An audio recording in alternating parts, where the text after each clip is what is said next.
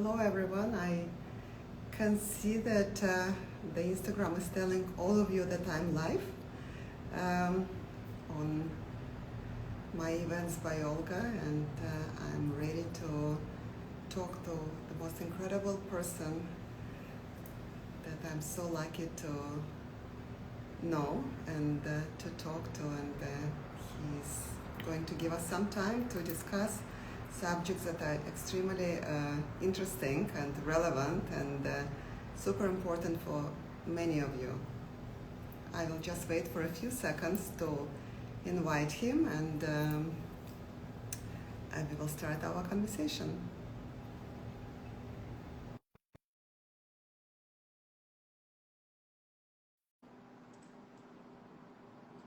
He's joining us just in 1 second. I'm just pressing all the necessary buttons. So here you go. Hi, Ken.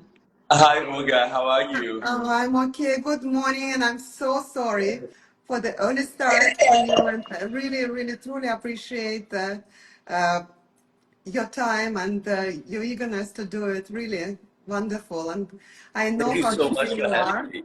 but thank you once again. And I think it will be extremely interesting for all of us to hear you talking. So I'm really, really very grateful for that. I will start a little bit with talking, just saying a few words about conversations with Olga, uh, because some of them might not listen to our previous episodes before. And I will say a few words about you, very short introduction, and the rest I will leave it to you to talk in depth about everything what you're doing. So here we go. Thank you once again.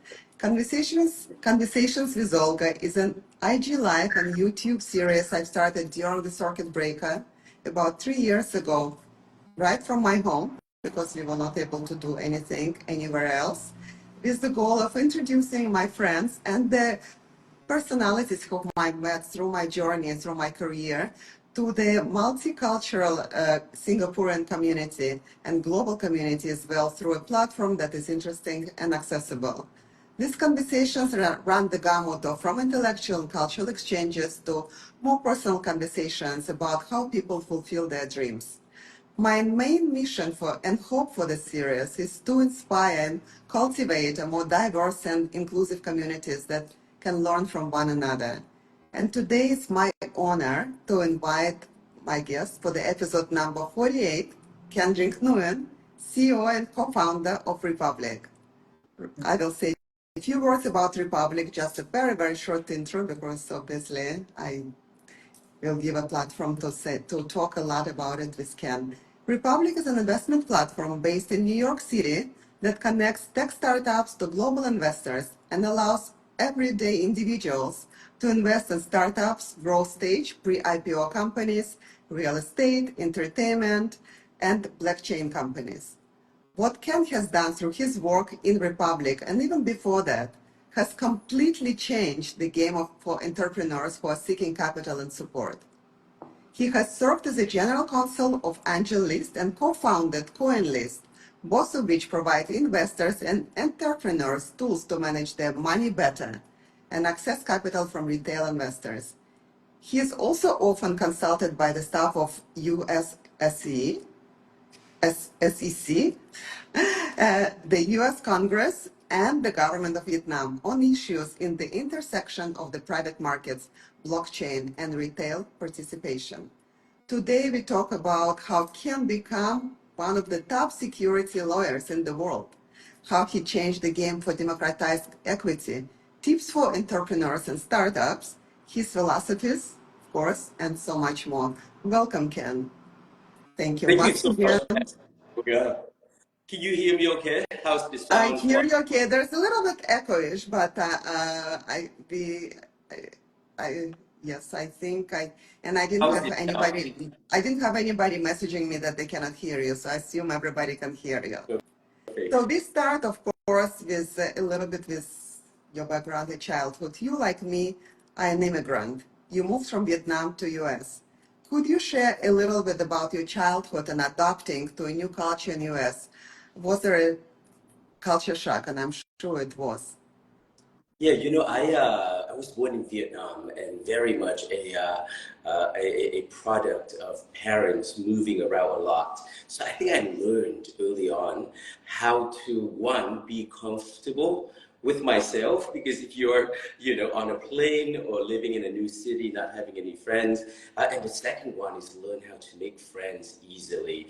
And the reason, and one of the key on how to make friends easily is by observing and then recognizing that, hey, different ways of doing things and aren't necessarily a bad thing, and learn to change your way to adapt into new environment. But indeed, I think the first 10, 12 years of my life has been a lot about adaptation and learning to live in new environments. And for a child, that doesn't sound like a lot of fun, but looking back in hindsight, it's this a surprising gift that I think the older I get, the more I realize how these unusual aspects of life can really be a huge advantage later on. Absolutely, because all of us immigrants, we become more adaptable. We learn how to think out of the box, and we just become more brave, I suppose, and are able to accept things that some of the other people cannot. So I totally get it. You studied law in Stanford University, and now are a consultant for huge organizations, including the government of Vietnam. Were you always interested in finance through your journey, and what drew you into the industry that you're in right now? Well, I started out as a lawyer, and my parents, I grew up in a family that was in academia and more like medicine and engineering. So quite frankly, Olga, there's a saying that you can't be what you can't see. And growing up, I didn't see finance in my world, right, as an immigrant. So, no, that was the furthest thing from my mind. But the path of law took me to New York, the seat of finance, global finance, and I think that's where I fell in love with the concept of impact and change through capitalism, which for an immigrant from a communist country was quite a turn. Yes, yeah. Thank you for sharing this. And you actually completely changed the game by innovating equity crowdfunding. From my understanding, that means that now anyone can invest, whereas before only the elite or those who were very well connected could have even hoped to seek investment opportunities. And you pioneered this movement whereby now anybody can invest even as little as $100 in private startups, in tech and real estate and gaming and entertainment. This was something you started working on as a general counsel at Angelist and continue to do with your own company, Republic. Can you share a little bit more about what actually equity crowdfunding means? Before I dive into the notion of equity crowdfunding, Olga, maybe I can share a perspective, living and growing up in Silicon Valley Yes. that really led me to building in this space. So it was in the late 90s, and my family settled out near East Palo Alto, which is not quite Palo Alto. East Palo Alto is actually considered economically disadvantaged, but you're right in the middle of like eBay and Google and all of these stories of talent, building companies, making it big, headline news. But just because you're in physically in that area, it didn't mean it had anything to do with us, or it had anything to do with 99% of those who live in Silicon Valley. So the younger me was asking my parents, my siblings, like, hey, how come you guys don't invest a little bit in eBay or in Google? I heard about this startup. And they literally said, I think one of my older siblings said, it's like, oh, that's not for us. That's really just for like the elite in Atherton. And I think the notion of finance and ownership can be so much more than that. So the law you mentioned changed in 2015 that allows anyone to own a little bit of the businesses that they care about. And that notion of equity crowdfunding is when the crowd, the retail public, come together to own a little bit of whatever it is they care about. It can be a restaurant, it can be a soccer team, or it certainly can be the next startup. But that notion is still quite new. It's only 8 years out, which, you know, for the world of finance is barely a few Yes. minutes into this whole new day.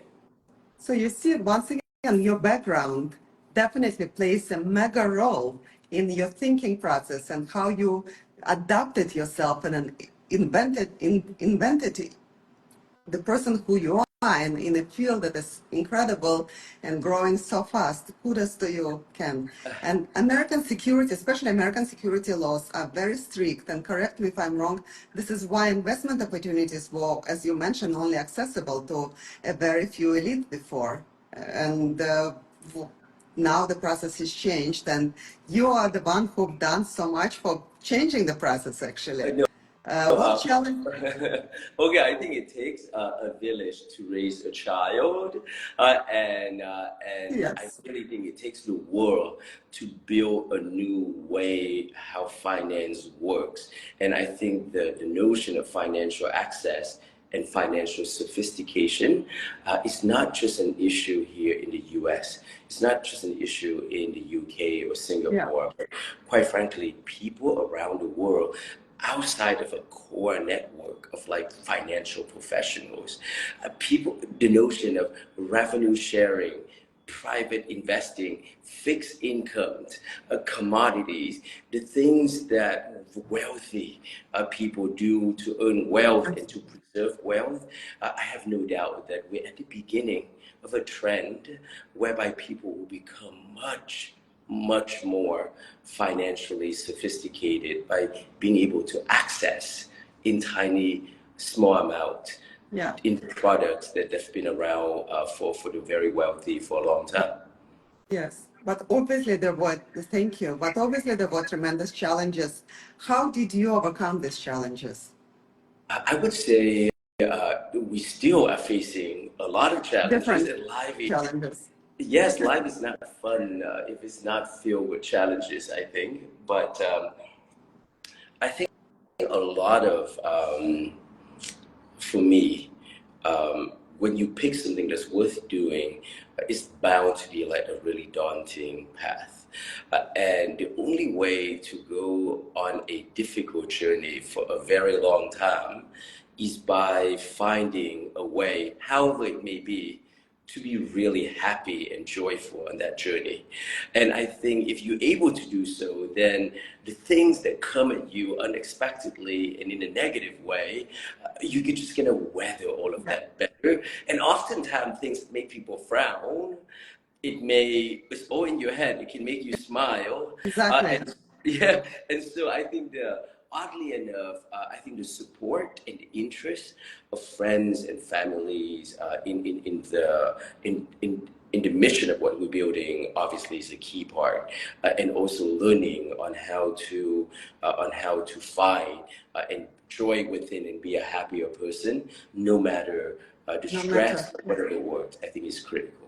Yes, the positive, I totally agree with you. With positive thinking, positive energy, and working with your own mind gives a tremendous help to everything we do in life. Thank you. I totally agree with you. You also helped to pioneer the regulation crowdfunding, which is a regulatory framework which was introduced with the Jobs Act, I believe, in 2016 with Obama. Could you share a little bit more about it? Because that was definitely a very, very important staple of the system. Yes. So the world of finance, unlike Amazon e-commerce, because e-commerce is lightly regulated, right? So if you can sell a coffee mug in one country, it's very likely that you can sell the same thing in a different Yeah. country easily. Products, it's like running a hospital. It's really regulated, and I call it when you have a change in an industry like finance, this blockchain and different asset classes in sports financing, the regulations need to evolve alongside to make it possible. Yeah. And lawyers and legislators and regulators are notoriously conservative. I mean, that's That's, their making. That's how they became. yeah. That's how they became, You, regulators to begin with. And so it's a painstaking process to provide industry feedback to explain that changes are actually good. It's always good. It's just that how to make sure that they come about in a responsible way.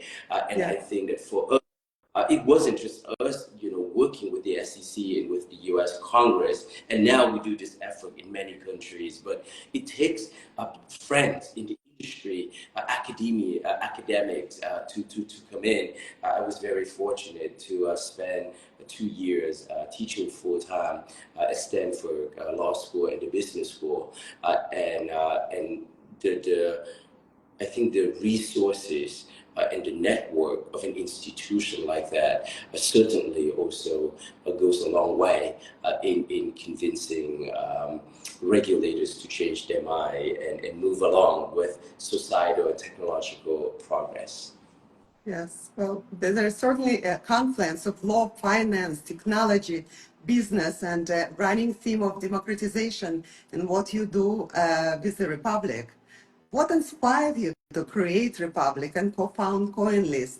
And how did you thread your personal life mission into your work and into your life journey?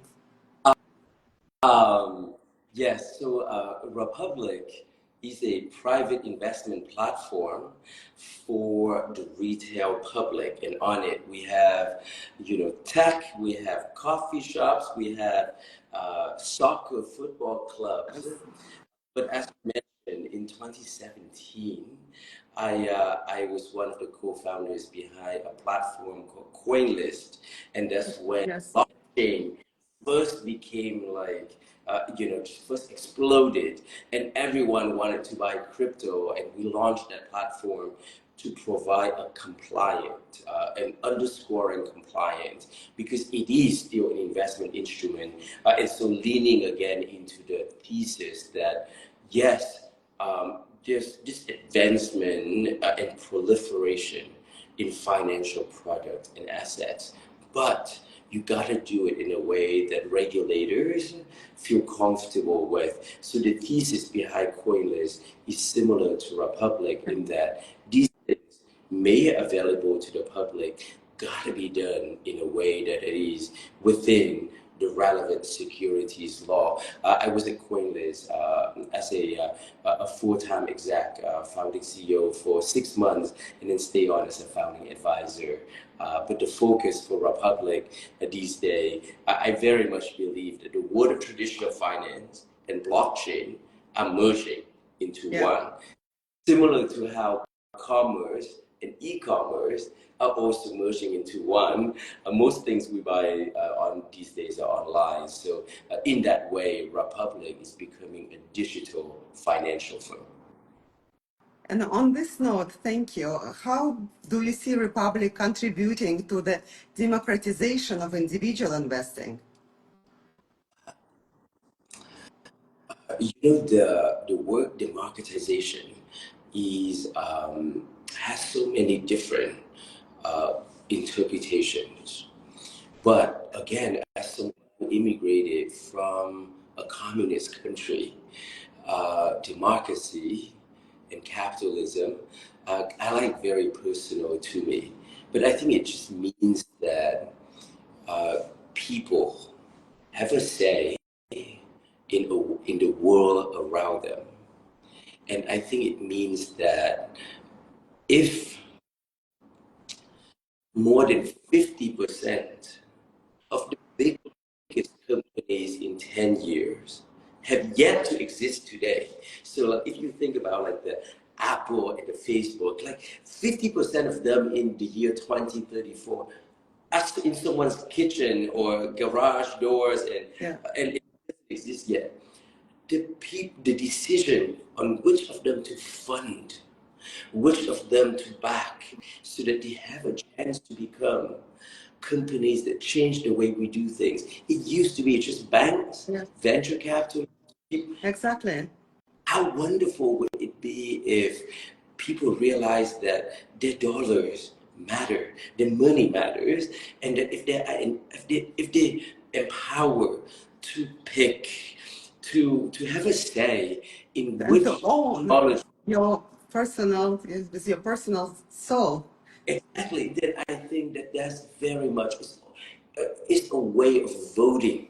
In a way, you're not voting for elected leaders, but you are voting for the kind of technology and businesses that will define and dictate how we all live. Yeah. So because of that I think retail investing is a core part of democratization. You're extremely passionate, and it shows. And you have obviously huge vision for Republic, from technology to blockchain, sports, and entertainment. Are there any specific success stories or milestones of Republic that you are exceptionally proud of? And if you can share it with us.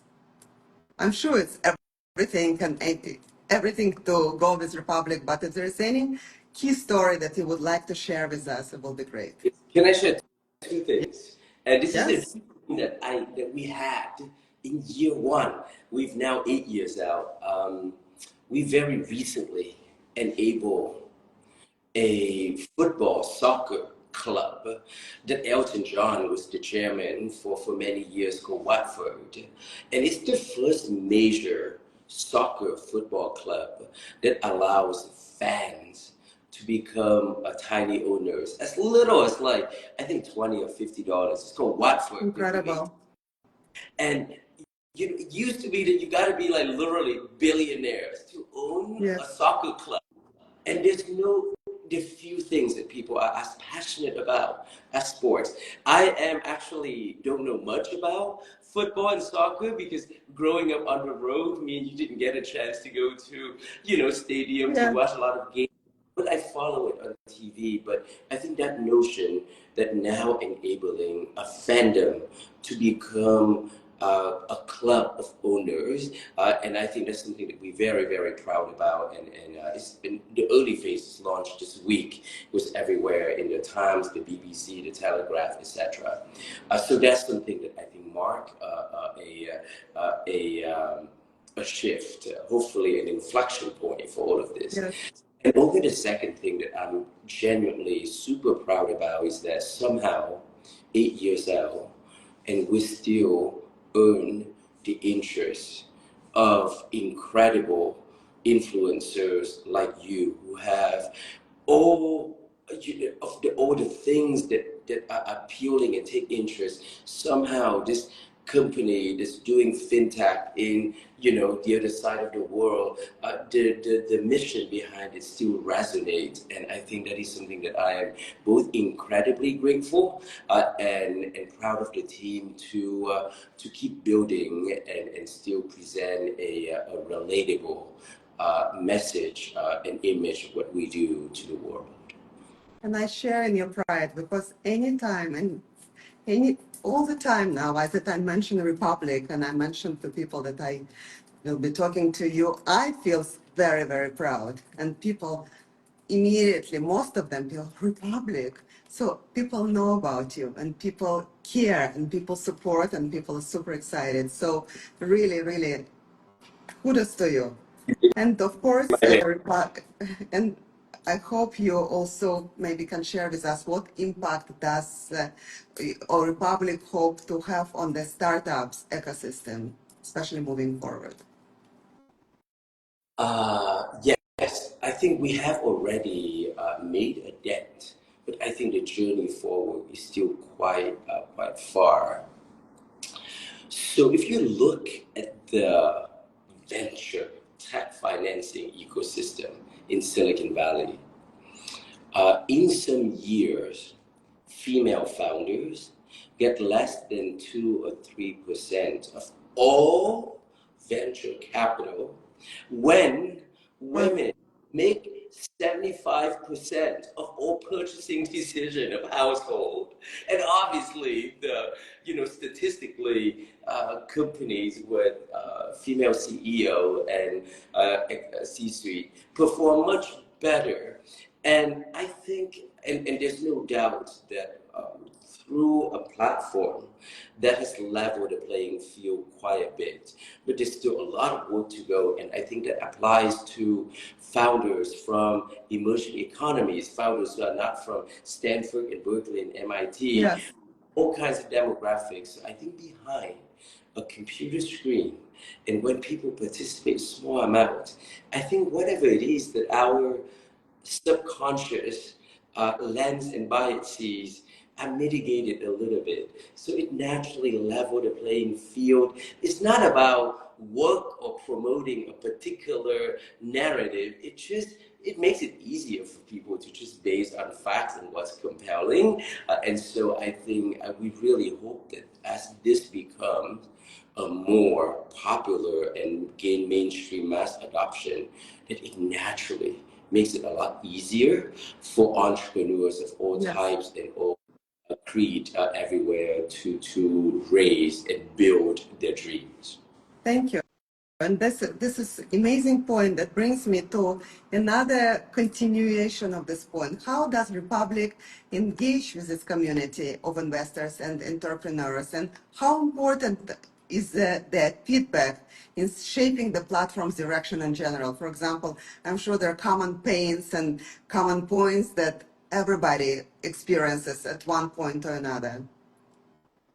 Okay, can you clarify a little bit if this is from the perspective of an investor, or is it more from the entrepreneur in underlying this question? Well, how do you basically engage? How does Republic engage with the different people, different sectors, investors or entrepreneurs, and whether you discuss any issues or or some pains that different communities go through that are engaged with Republic? Yes, for sure. You know, our business model is one of the most difficult one to build. It's called a two-sided marketplace. So, you know, Amazon is a two-sided marketplace, and it's also by now a notoriously difficult to do because you have two customers, right? It's not like if you're, let's say if you're selling flowers, and there's a beautiful bouquet behind you, Olga, and say if you're selling flowers, you just need to look out for those that are interested in buying flowers, maybe for the office, maybe for their loved ones, and reach them out. But if you're trying to match florists and customers and bring them on, and all you do is just transact, but you're not supplying one, then you have to market to the suppliers, to florists, and then you also have to attract buyers, and doing that across different sectors is a very, very, very difficult business model. Totally. There is there's no hack, there's no silver bullet. I think it's a matter of taking on credible project and let the word, you know, spread themselves, and also to find and speak and be able to become relatable to influencers like you, and that's how people become, you know, more aware of what we do. We do a fair bit of, you know, Facebook marketing and whatnot, but the bulk of what of our ways to engage and acquire customer is truly through the existing partners and clients that we work with. Yeah. But you know, that's how you build reputation, I suppose. This is how you establish yourself. So actually, your ecosystem grows very organically and on a very, very proper level and very, very high standards. So And I guess. Olga, I think if there are entrepreneurs, they may be in Singapore, they may be in New York, who are, you know, listening and following your you know, Instagram Live series.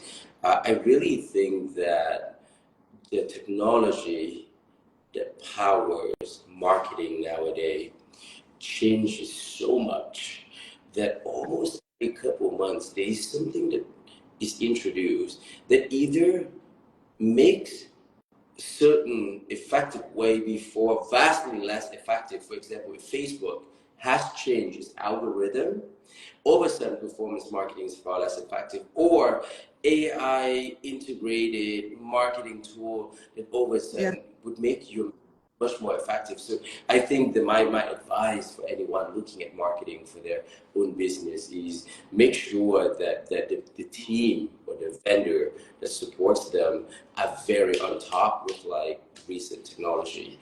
Because if you snooze, you lose in the world of marketing yeah, tech.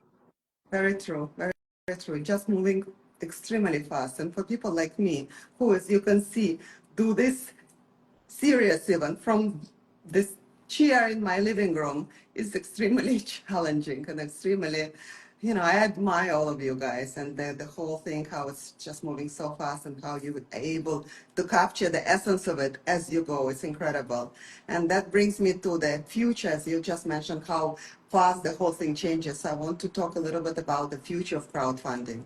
I mentioned earlier that you pioneered new movements in equity crowdfunding. Where do you see the future of crowdfunding heading in general, particularly in the light of, as you just mentioned right now, the incredible emerging technologies and as well as regulatory changes? I think the future of not crowdfunding, but just investing in ownership.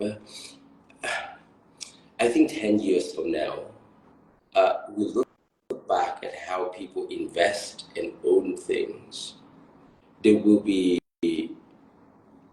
even a more startling transformation compared to how we look back at 30 years ago and look at how people were buying product or consumption. I'll put it another way. I really think that when it comes to sports and things like movies and music, that fans, consumption of content, fans, every customer, every fan is going to become an owner in everything that they care about. And that would become such a norm in the same way that a high school student now in any country look at going online and buy a product to be like a very natural non-issue thing Yes. that wasn't a years ago. And I think that a few years from now, someone who's like, oh, I love this movie franchise, I'm gonna own $5 in the next movie, is gonna become so easy and natural. So I think that world, Olga, is that every consumer becoming a stakeholder, an owner of the world around them is how I look at the future of finance in general, and the notion of equity crowdfunding. I think won't really be, it will just be integrated into all aspects of finance. Thank you. Actually, what you said is exactly, and I have learned a little bit from my son Mark that film financing is also is just a whole new movement, and it's so fascinating for me how it's able to raise money through the crowdfunding in a crowdfunding space, and it's just wonderful that, as you said, is now it's possible the equity crowdfunding for future films can give fans a stake. And this is just really something that's super attractive, and especially in the world that we live in. And now, people do glue themselves into the Netflix and other platforms. So something like that, to be able to say that I own a part of it, is incredible, I really. And almost it seems like a forgot. hopeful movement, as you said, for the future and for the interests of the society. I almost forgot that you have an incredible, talented artist and actor, and also financier in your family who is so passionate about the world of fans coming together to fund creators. But this is how I've learned actually a little bit. The first, of course, the feel and a little bit of a tiny bit of knowledge about Republic and about the crowdfunding was given to me by Mark, and how he explained to me in a very lame, very, very basic terms how it all works. And it's absolutely kudos to you guys, really. It's really incredible. And, so I'm just fascinated. You're one of the most, I would like to talk a little bit about your leadership skills because you're one of the most important people in the industry. And of course, everyone would love to hear your advice and insights on entrepreneurship and investments and in the leadership role in general. How do you lead the organization? How do you lead your team? And what are your main staples of ethics, business ethics, and just the behavior in general among your peers and your investors? Yes, I think there are far more eloquent and experienced and successful leaders who have books and guidelines out there, and I read them and I integrate them into my ways in this little company of building. But I think that if there's a couple of things, I think it's like life. Everyone has their own way of doing things, and I think everyone leads. The thesis is that everyone leads.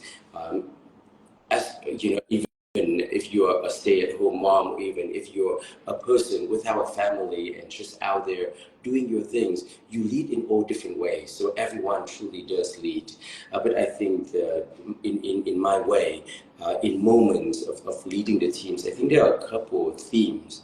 One of which is that the willingness to make decisions based on limited information and not waiting around to get everything to make the perfect decision in fear of of failure. I Hello. think your team depends on you to really unknot and do things. And the second one, I think, is just being above the line. That is, in all aspects of communications, try the very best to be open-minded, not argumentative, taking new information, and just set the tone in every conversation, in every room, in a way that people feel lifted and encouraged, rather than being motivated by fear, by threat, by anxiety. Yes. Um, and I think the last one is that I think the identity that you are a leader or you're the CEO or you're the fill in the blank gotta be fixed in a particular conversation only. In the moment that you no longer need to wear that hat, or you are just a collaborator, a Yes. doer, and if your partner, your friend, your colleague need you to, lick the envelope and mail it, or to, give a back massage because they've been working all day, like do that because you're Yes. all just beings. You happen to be working on the same thing. So I think that not getting too fixed on the title or the role that I am the leader and Yes. therefore these are the things that only I do and no one else does and vice versa, is counterproductive if Yes. it is used beyond the level very sparingly in moments. The rest of the time, it's just a collaborator and contributing what I think I bring to the table in terms of skill set and perspectives to complement, not any better, not any less, than other colleagues who bring their own unique perspective, and hopefully together we're going to deliver a better product, a better service than any other team out there in the market. I totally agree with you. And, I'm with you because this is gravitates to my own personal style, how I lead my team and how I just work hand in hand. And definitely there are no titles, there are no egos. And there's just sincerity and ability to work together and to, as one team, and just to project the positivity all around and then work hard. So that's wonderful. I also would like to ask, how does Republic look for do the Republic look for when for the startups before they deciding to work with them? What are the key factors? Yes. So we do, if it's startups, I think we want to make sure that we onboard companies that has a mission and a story or technology that people find relatable. Best yet, if they already have a community of customers, for example, like the next Uber or Airbnb, they already have a lot of users. Give your own fans the chance to become stakeholders. So we very much prioritize them because it makes the investor and the customers happy. It makes the company happy. And if they don't already have a customer base, then we typically pick for companies that already have, other institutional validation that, maybe it's a company that Singapore Airlines have already partnered with. And therefore we know that this is a very legitimate company, that there's still a lot of risk, but Yeah. that is, less likely that they'll become a zero. So it's case by case. We generally look for companies, enterprises even, not just startups, that have an existing community of users, of fans, and we enable them to turn that To build it up. into. Okay, thank you so much. And what about risk management? How do you approach risk management and due diligence when evaluating investment opportunities on Republic platform? For example, let's say our head of movie financing, he would probably see 1,000 potential movie financing projects and maybe recommend, I don't know, 5, 10, if that, to the exec committee to launch. And that's the same with startups, with other projects that we take on. So the curative lens on credibility is quite high.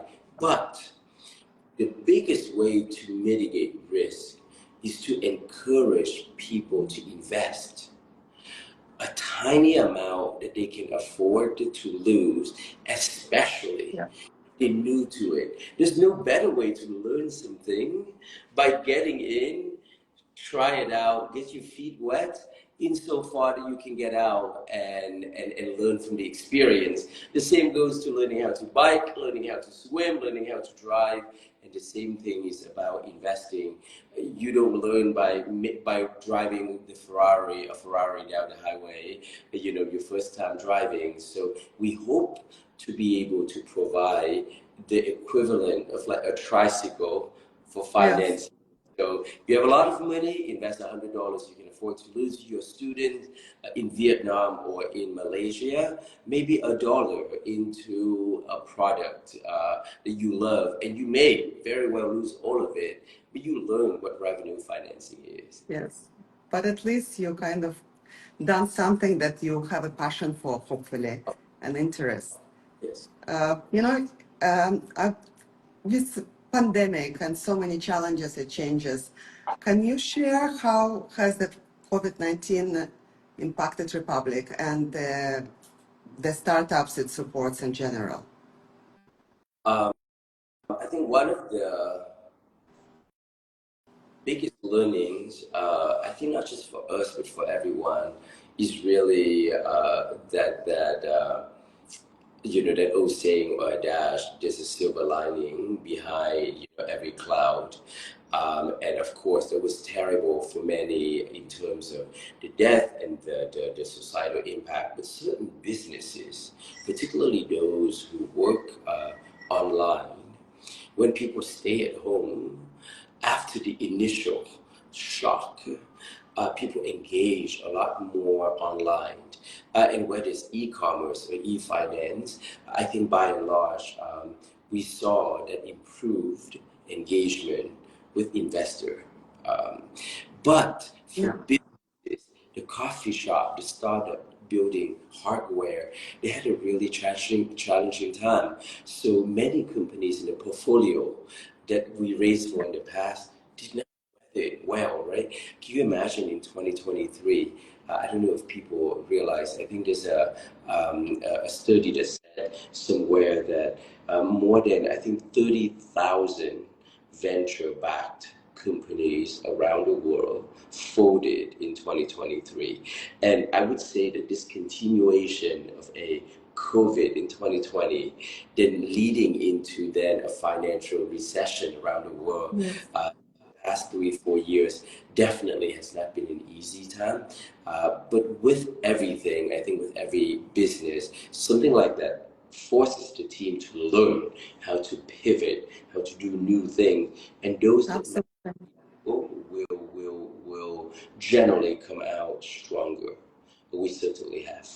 We have to. But on the same note, I also would like to ask you about are there any regulatory and legal hurdles that you foresee in, affecting the crowdfunding platforms in the future?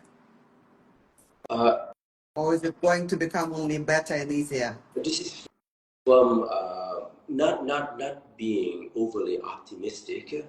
I think the word of regulation, crowdfunding, or equity investing in the U.S. and elsewhere, it is a one-way train to opening up more and more and more.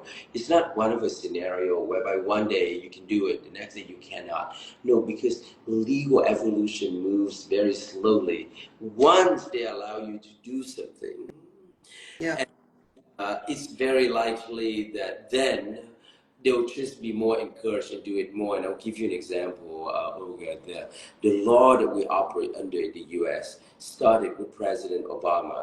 It lasted through President Trump, then President Biden, and who knows which president next. But it has gone through very different administration, and it has gotten easier and easier and easier with each passing year. Yes. It can be much yet, but it is a one-way train toward retail adoption, similar to internet, similar to AI. Yes. You cannot regulate this away, and I think that it's a technological change that the law everywhere will grow to adapt in times.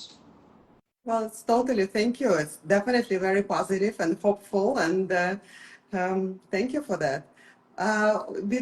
Back a little bit on a sort of technology, I should say, probably point. What is the role of blockchain in Republic and crowdfunding?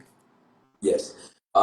It's a technology that I think is still so misunderstood, partially because it has so many use cases and manipulation and and hype in the news. But I think the easiest way for us, for me, to look at blockchain is that it's a technology that can break anything down into tiny pieces. A share, a car, whatever. It can represent them in small pieces, and then it can automate the process of payment and transfer. So fractionalization and automation necessarily mean two things. A lot more people are going to be able to come in and participate, and much, much more cheaply. Okay. If in the past, the only way that you can buy a piece of art, let's say the Mona Lisa, maybe there are like 3 people in the world, if the Mona Lisa is for sale, that used to be able to afford it. Guess what? With blockchain, you can represent the Mona Lisa in 10 million pieces. And then each person can buy it Yes. for $10 and own a fractional interest.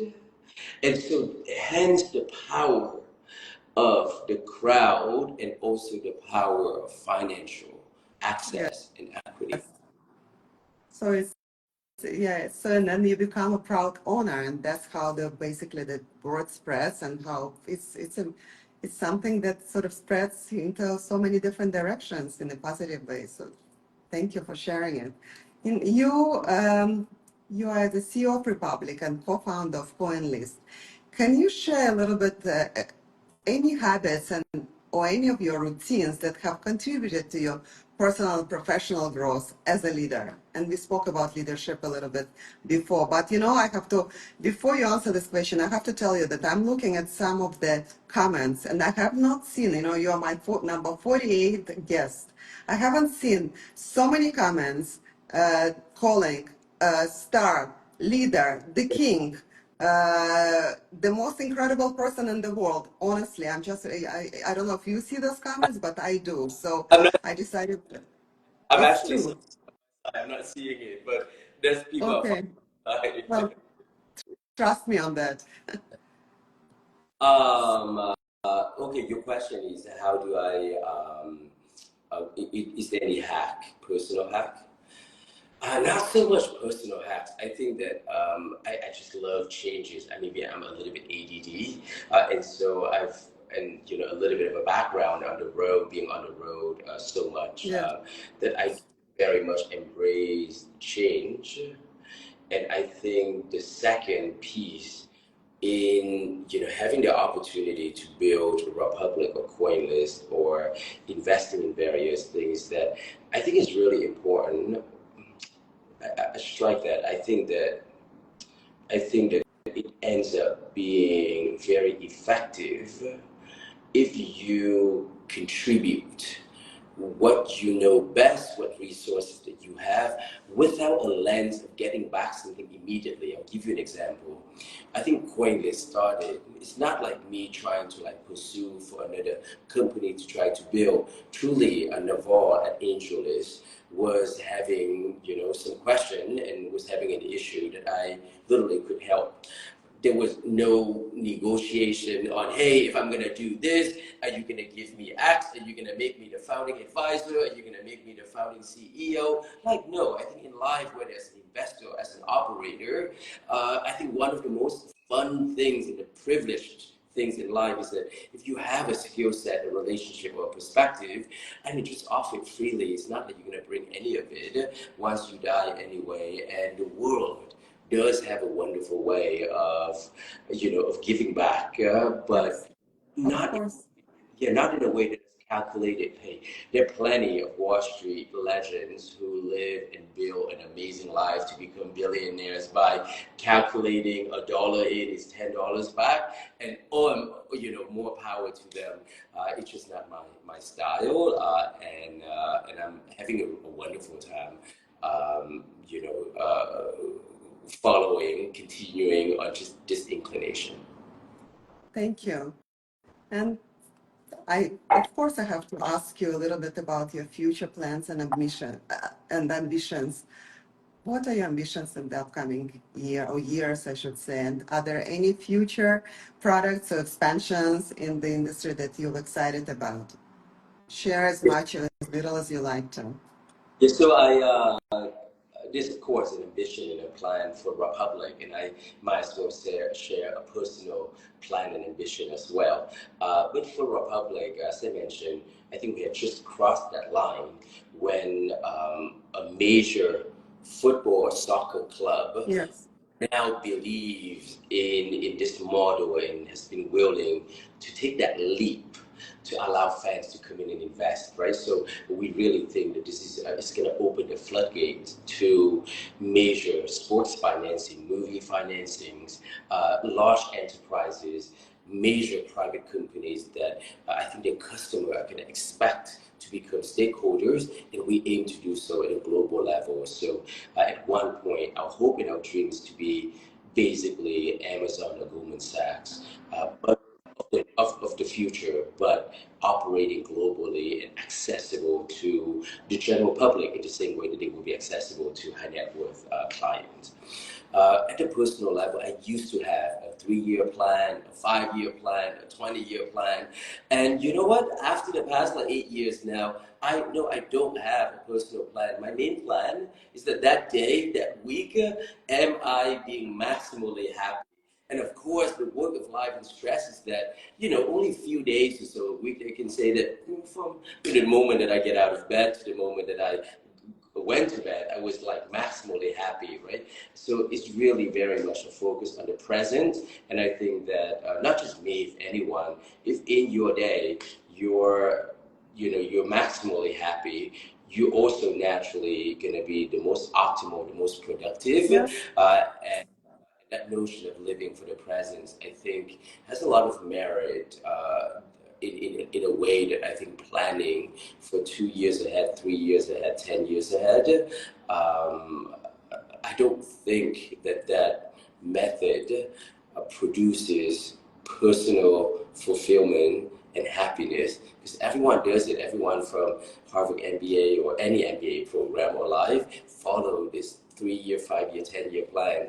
And I think people can be a lot happier, and I think the recipe may very well be focusing on the day of and your personal happiness level. Absolutely.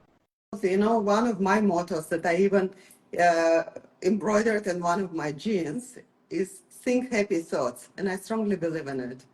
So you just have to focus on positive things that will happen or are happening. And I think that's really brings a lot of positivity and success in life. Uh, One of the, and we're going to finish just in a few minutes, and before we finish, I want to ask you just very few simple questions, some light-hearted questions.